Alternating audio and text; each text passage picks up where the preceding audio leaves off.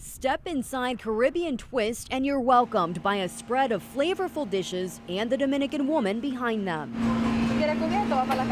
Just 1 year after opening its doors, the coronavirus threatened the stability of this West Tampa restaurant. A lot of the grants and a lot of the funds that you were able to get, you had to be open for 5+ years. So we didn't qualify for a lot of those. For owner Rosie Ramirez, there was no option but to keep serving, gloves on, plastic barriers up. Still had rent to pay, the utilities were adding up. Yeah, you had to keep going. She makes up part of the 20% of Latinos in the U.S. categorized as essential workers, second only to their white counterparts who make up 50%, as reported by the Economic Policy Institute. Working and making a living is absolutely imperative, but it's also something that you cannot do if you're not healthy.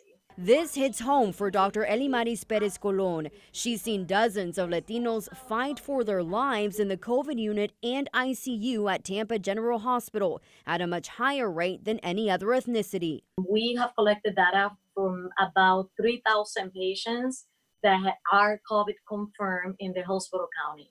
And 38% of those patients are actually, in fact, Latino. The deadly infection often impacts clusters of family members. Latinos tend to live in multi-generational households. So what can be done? Minimizing the times that they go out to get groceries or gas or anything that is essential.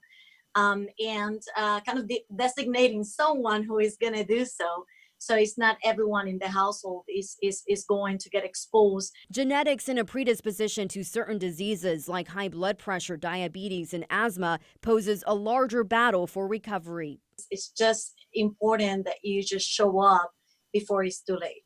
Dr. Perez Colon shines light on healthcare inequities for this group, which often dismisses illnesses and avoids doctor visits. A lack of insurance or their immigration status can spark fear. They can turn you away. They definitely have to give you the care that you deserve. There is laws in place for that. She reiterates the constant message we've heard since the pandemic began: wear a mask, disinfect often, and keep your distance from others. It's so weird. Now you're used to like saying hi to someone with a kiss on the cheek, and now it's like you can't even give them a handshake. A challenge for an affectionate culture, but one Ramirez takes on to protect her business and the lives of her loved ones. We had so many people trying to come in here without a mask that we put up a sign on the door that says if you don't have one, we will provide one, but you can't come in here without one.